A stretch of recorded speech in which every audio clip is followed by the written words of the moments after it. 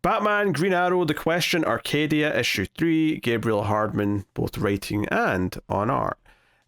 So I had fun with this issue. It's a pretty good action issue, and that is heavily kind of elevated by the art, which is phenomenal, right? Gabriel Hardman, great artist, very moody, lots of inks, and all of the action sequences. It's almost like a lot of the backstory and build-up was a bit more convoluted, but this issue got to benefit of just being like, no, right from the get-go, the bad guys are like... are killing these innocent workers. We have to intervene and try and help them. And it leads to this whole chase where they get some of them into a plane, and the plane's shot down, and the crashes in the snow, and all the rest of it. So you've got Oliver running, shooting arrows, you've got Question driving a truck, you've got Batman doing his thing and swooping around. The truck has to drive onto the back of the plane. It's just all action sequence stuff, but it's all very well drawn action sequence stuff, and it flows incredibly.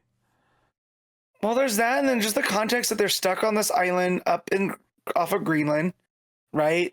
And they're very isolated, so that cranks up the danger, and just like these essentially, I don't want to call them slaves, right? But that's essentially what they are. All these workers aren't allowed to leave. And the idea that the security, as they're rising up, are just going to start firing into the crowd, right? It ramps everything up in a very good way. To set off on then this action sequence with the plane as they're getting away, and you're invested in all of that. And then, as they start shooting at the plane, and I think 2 of the 3 heroes are in there, right? Green Arrow and Question are in the plane, and Batman's taking up the rear. Yeah. So, it builds to a great, like the action sequence ends, and then that's when it gets really, I don't want to say talky, but the plot points start coming out, and then the why the book was structured this way starts to click. Yeah, I think it sets up some simple stuff, which is Batman's jamming their comms so that they don't know they're not able to talk to each other whilst they're staging an escape. But as we find out, though, only like a quarter of the workers got onto that plane, so there's still a lot of workers left back in the camps, and it's like, okay, what do we do for them? And Oliver and Batman get into a bit of a fight because Oliver's like, why don't you just turn off the jamming thing? Like, you're the one that turned that on in the first place from the Batwing. And he's like, I can, but don't worry, it's part of the plan. And Oliver's like, oh, you've got a plan. Well, why don't you tell Elizabeth what the plan is then? You say you've got all these things figured out, then inform us. So they get kind of, and Oliver ends up punching Batman at one point. So and they end up getting into an actual fight, not like a superhero fight, but Oliver rips the cowl off, and they're just 2 dudes duking it out. Well, yeah, because and that's what Batman says. Don't call me Bruce when I'm wearing this, and Oliver gets pissy and tries to rip it off and says, "Look, it's Bruce Wayne, it's Bruce Wayne, everyone." Yeah, he's basically doing. And mind you, they're doing this on the outside. He's doing a Dodson. We got Dodson. Yes. Except, see, nobody cares. Although the people will care in this case, though. If any of the casuals hear this, they're going to care. But right. And also Bruce makes it personal by bringing up the longbow hunter stuff, like what happened to Dinah, and Ollie's pissed. But I like the way that the way that the 3 stories started with Question following the workers, and then Oliver following like the company, and then Bruce accompanying the company. Right, we get to see how differently they're all reacting to the events on here, and the fact that Bruce is going to jam the signal because this guy knows that he's Batman, the guy that's running this. Yes, and he doesn't want that to get out. But that's not only the reason. I'm sure Batman does have a plan, but Ollie, in the way that he's been following the story, is just like, no, you're just like them. You're not, you're not part of the struggle. You're a rich billionaire guy. I gave all that up, and I've been fighting the people. And meanwhile, the Question is actually on the ground with these people as an investigative reporter, even though he keeps trying to separate himself from it. So the way that Hardman has them dance around all the same things and interchange, I thought was really smart. Yeah, the action stuff like takes up like 2/3 almost of the issue. It keeps cutting back to it, and some of it's just gorgeous with the plane trying to take off and then crashing and so on. But you got the villain who's not dead. The assassination attempt last issue did not succeed, and he's especially vicious now, where he's basically saying, "Hey, we will not be trying to deal with traitors. He's basically getting to the point where he's like, oh, we're just going to kill everyone. Like, we're just going to start again because all these people can't be trusted. So he is like in absolute like terror mode. He's like, also that Batman, he should be working for us. He should be understanding why we're doing what we're doing. So now we have to kill him. So everything's fallen apart from a diplomatic level for sure. And the villains feel especially villainous now.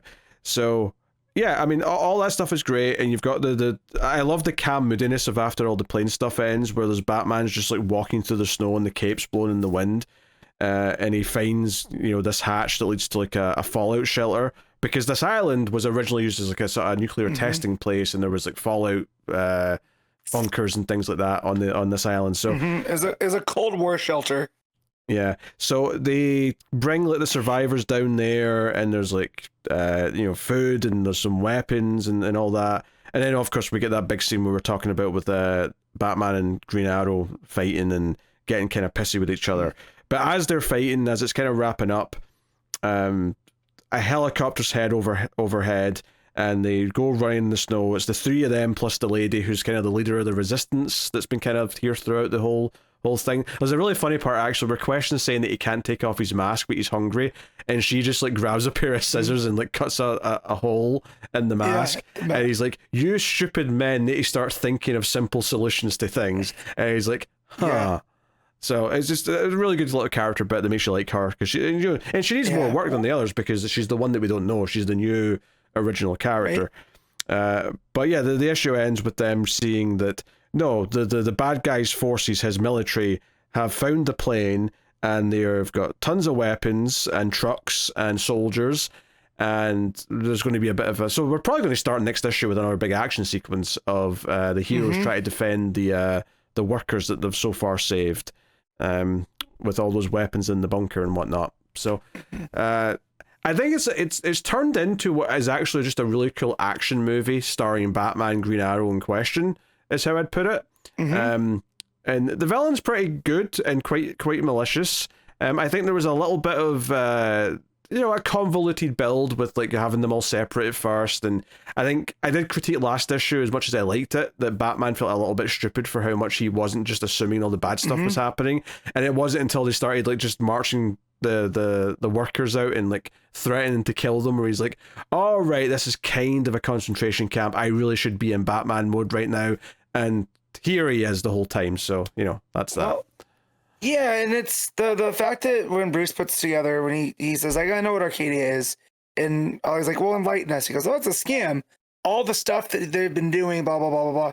And Ollie's like, yeah, thanks for joining us. We could tell everybody if you weren't jamming the signal, but it's just the fact that, like, it's almost like Bruce had to come and see it for himself because it was almost too good to be true. Like, this guy was trying to solve the climate issue by creating this new way to live and all this other stuff. But no, it's just what these big businesses always do. And it's just human exploitation, which again is what someone at this type of Green Arrow, right? The Longbow Hunter era, the grim and gritty, that's the type of stuff he was constantly fighting. So of course that's what he was seeing. But to make Batman kind of the optimist, which is like a weird spot for him to be, because he's usually the cynic and that type of stuff, I thought was a fun twist on the dynamic. And he's like, yeah, no, man, you're too close to this, man. You dress up like a bat. I'm in the, you know, I'm on the ground. I'm fighting all this stuff. This is what I see on an everyday basis. And to make the difference between Oliver Queen and Bruce Wayne in that, I thought was cool. Yeah. I probably thought this was the best of the three issues, actually. It felt the most focused and the most streamlined. They did a good job with the resistance leader. Her characterization felt quite distinct, and it felt like she stuck out, despite the fact that she's up against these more well-known characters, and there was a little bit of comedy coming from like her interaction with them, and then yeah, all the action just looks so good. Like that was like a big part of this issue, was just making it feel like we're on a big thing, and we're trying to save all these people, and we're trying to get off the island, but we cannot, and we're kind of trapped here with them, and they've got all this military force and whatnot. So how do we deal with that? I suspect that we'll see a lot of that play out, because I think next issue is the last issue, right? It was a 4-issue series. So I'm curious to see what the finale is to all of it. But I had a good time. Art really elevating it. Like, story's good, not great, but the art is great, and that really brings it up. The Hardman style with the heavy shadows and the sketchiness to it all, against the stark white of the snow on this desolate island up in the north. It really is working for it. And even like Green Arrow, who you'd think with the green, that's all dark as well. Like it's not like his green's popping on the snow, you know. So like there's this like layer of, like, I don't want to say shadow, but that's how it feels. Like there's this like murkiness laying all over everything, and feels like Hardman's the perfect person for that. Yeah. All right. What are you giving Arcadia issue 3? I mean, this is an 8.5. I think I agree with that. I think that's about right. I think it's very good.